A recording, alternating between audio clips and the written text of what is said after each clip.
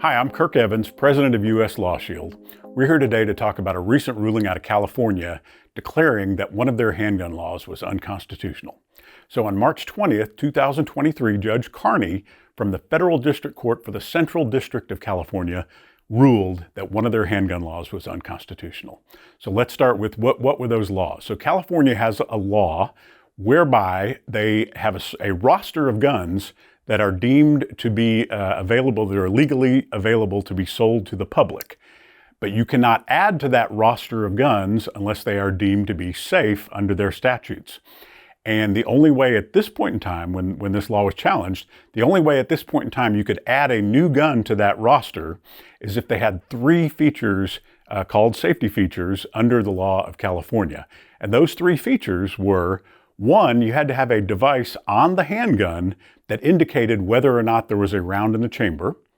Number two, you had to have a device or mechanism in the handgun that would preclude the handgun from firing unless the magazine were adequately attached and inserted into the handgun. And then number three, the handgun was required to have what's called microstamping. Now, microstamping is a theoretical procedure whereby every handgun will have a unique imprinting on the cartridge when the gun is fired.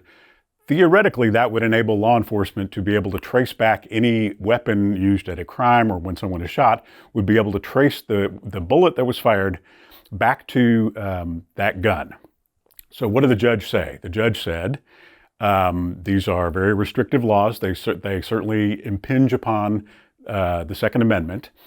And then the judge looked back at historical context, as the judge is required to do under the Supreme Court's Bruen decision, and to see whether or not there were similar types of regulations around at the time the Constitution was signed, or historically that were similar enough that that's what the founders could have been contemplating at the time they passed the Second Amendment.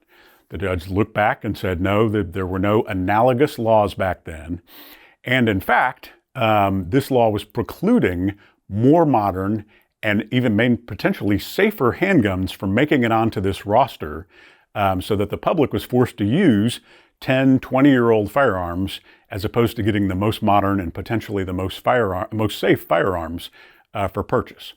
So the judge ruled that that is unconstitutional, but he issued a stay of his decision. And what that means is the decision will not go into effect for 2 weeks, and that gives the state a chance to appeal to a court of appeals, which it's almost certain to do. So what does this mean for gun owners in California right now?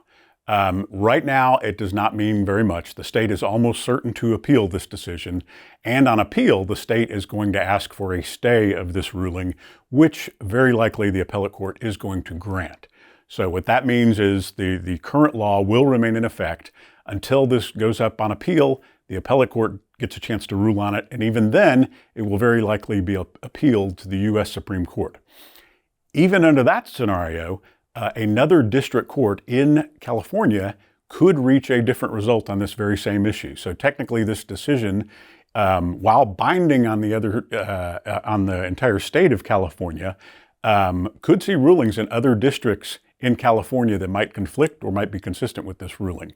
So for folks in California right now, does not mean anything. If the state were not to appeal, or if the state were to lose on appeal, and the law were to remain declared unconstitutional, it would mean that retailers could now offer more modern, recently developed handguns for sale in California that they could not before. So what does this mean for folks outside of California? Frankly, not that much at this point. Only one or two other states have even remotely similar regulatory schemes that they've imposed or are trying to impose. As to those other couple states, this decision can be looked at and reviewed favorably, but this decision is not binding on those other states. The rest of the states, frankly, this decision should have not that impact whatsoever, other than to reinforce the Supreme Court's Bruen decision last summer invalidating New York's gun laws and emphasizing the new standard of review that needs to be undertaken whenever any of these gun laws are challenged in courts around the country. Now, the good news for U.S. Law Shield members, as a part of your membership and no additional charge, you can call in at any time and ask to speak to your independent program attorney in your state with any questions on this ruling, other rulings in the state, your firearms, self-defense laws, anything like that at no additional charge. We appreciate your time. Thank you for watching this video.